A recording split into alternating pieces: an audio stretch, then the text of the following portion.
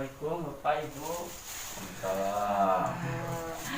Bapak Ibu, setelah kemarin kan saya sudah sini ya, sudah kontrak waktu bahwa hari ini akan dilakukan penyuluhan kesehatan. Silakan. Ya, untuk kemarin kan temanya kan sudah disepakati mengenai pedoman gizi seimbang ya Bu Pak.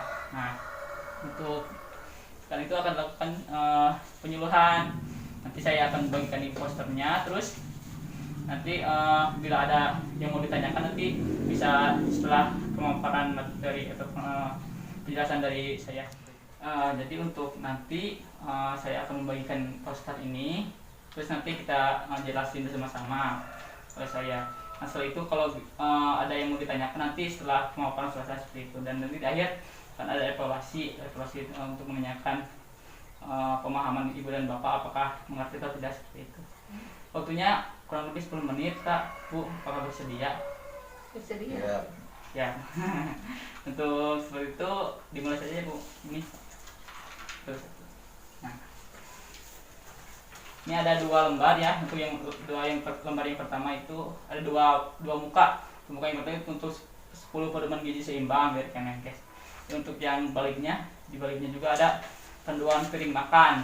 Nah, ini untuk menata makan apa saja yang harus dikonsumsi setiap sekali makan. Nah, untuk pertama itu kita ini dulu di 10 pedoman gizi dulu. Yang 10 lagi Pak. Nah, ini dulu ya. Nah, untuk 10 pedoman gizi seimbang menurut Kemenkes ya, itu bisa dilihat dari atas mulai dari yang warna hijau. Yang pertama itu cuci tangan pakai sabun dengan air bersih dan mengalir. Jadi sebelum makan itu harus cuci tangan dulu, ya bersih, dan apa yang dimakan itu tidak kotor sehingga nanti tidak ada menimbulkan penyakit ketika sudah dimakan. Selanjutnya biasakan sarapan pagi. Sarapan pagi itu penting untuk menjaga daya tahan tubuh ya, biar tidak loyo, apalagi kalau bapak misalkan bekerja atau ibu.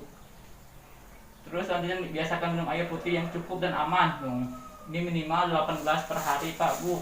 18 per hari itu bisa diatur berapa jam sekali seperti itu. Terus banyak makan sayuran dan cukup buah-buahan. Ini apakah di rumah Bu suka ada menyediakan buah-buahan atau makanan sayur? Suka ada. Ada. Ya. Terus ini untuk membiasakan membaca label pada kemasan pangan. Nah, ini untuk kadaluarsanya ya.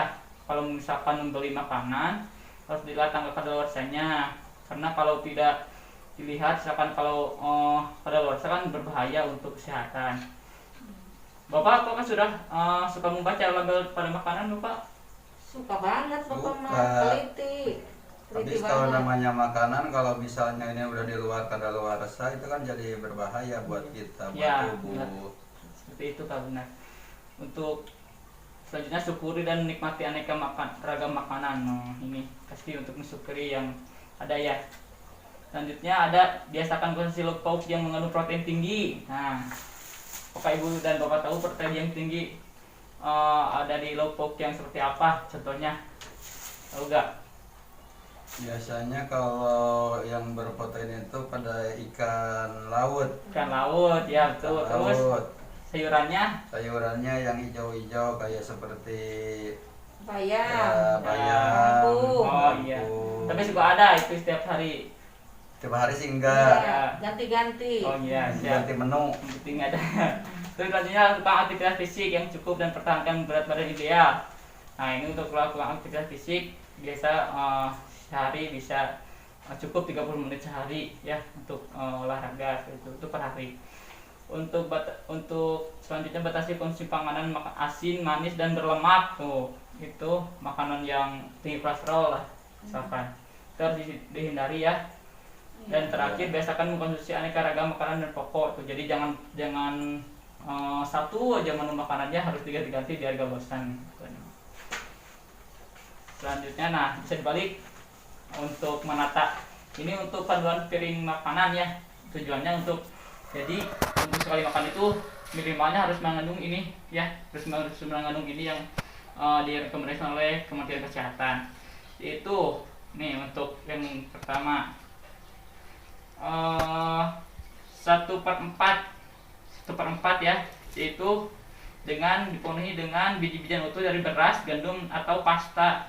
Ya ini untuk makanan karbohidratnya ya, 1/4 tuh ini ukurannya 1/4 itu. Jadi jangan kebanyakan nasinya atau jangan nasinya kurang, cukup Banyak lauknya. ya 1/4 piring lah, kira-kira 1/4 piring itu nasi.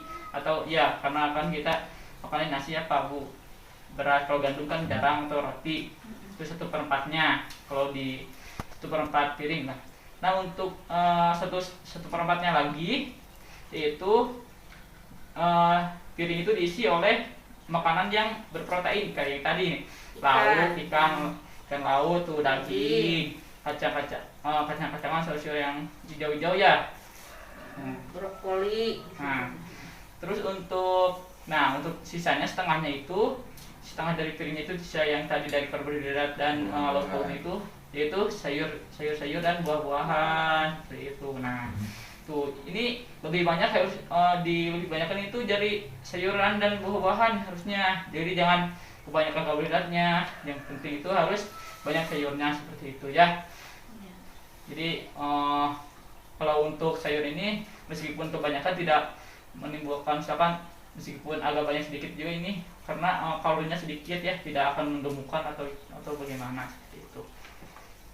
Dan juga untuk kandungan gulanya, kalau di sayuran itu tidak seperti kandungan gula di seperti gula pasir. Karena kalau kandungan gula ini namanya fruktosa, dan di kandungan gula pada gula seperti nasi itu kan mengandung gula seperti glukosa. Glukosa dan fruktosa itu lebih baik itu fruktosa, itu gula yang terkandung dari buah-buahan, karena mudah dicerna oleh pencernaan, mudah di metabolisme oleh tubuh seperti itu. Nah ini untuk panduannya Bu, ada karbohidratnya 1/4, ada lauk pauknya 1/4, dan ada setengahnya yaitu buah-buahan dan sayuran. Nah mungkin seperti itu yang bisa dijelaskan. Nah sekarang apabila ada yang mau ditanyakan, mangga silahkan. Yang saya tanyakan ini apa yang disebut glukosa itu? Glukosa? Saya nggak paham. Glukosa itu zat yang ada di dalam tubuh yang sebenarnya glukosa itu diperlukan oleh tubuh gitu. Glukosa itu banyak terkandung di dalam nasi, bisa di gula bisa gitu. Glukosa itu sebenarnya dibutuhkan oleh tubuh, tetapi kalau kebanyakan, kalau kebanyakan itu bisa menimbulkan penyakit diabetes mellitus. Glukosa itu berperan penting dalam metabolisme seperti itu, tapi dalam kontrol kewajaran gitu. Kalau misalkan di dalam tubuh glukosanya tidak bisa dikendalikan, ya mungkin jatuhnya ke penyakit diabetes mellitus tadi. Itu bisa terkandungnya ada di nasi, ada glukosa, pemecahan glukosa di dalam tubuh, bisa dipecah dalam tubuh. Terus Ibu ada yang ditanyakan? Sudah ada itu mah. Sekali lagi ini saya nanya masalah glukosa. Glukosa itu cenderungnya kepada diabetes itu kan? Iya.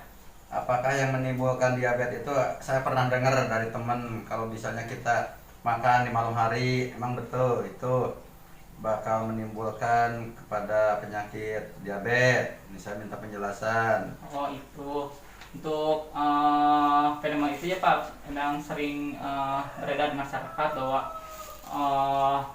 makan malam itu dan makan malam dan juga tidak langsung tidur itu bisa beresiko terjangkit penyakit diabetes. Itu ada benarnya juga. Karena apa? Karena ketika kita makan, otomatis kan makanan tersebut dicerna oleh usus atau oleh lambung. Nah untuk makan tersebut harusnya itu harus diedarkan atau harus dimanfaatkan untuk tenaga kita, agar tenaga buat beraktivitas seperti itu. Sehingga ketika seseorang makan malam misalkan, tapi langsung tidur, nah itu energi dari makanan itu tidak terserapkan, sehingga tertimbun menjadi Jadi glukosa mengendap tadi ya. iya. Nah itu yang menyebabkan glukosa tadi tinggi seperti itu, tidak dikendalikan. Ya, makasih lah atas penjelasannya. Nih, jadi kalau makan nasi banyak itu bisa menimbulkan gemuk juga. Iya, karena karbohidrat kan memang bisa menggemukkan seperti itu. Jadi harus dibatasi. Jadi jangan terlalu banyak-banyak gitu. Ya. Ya.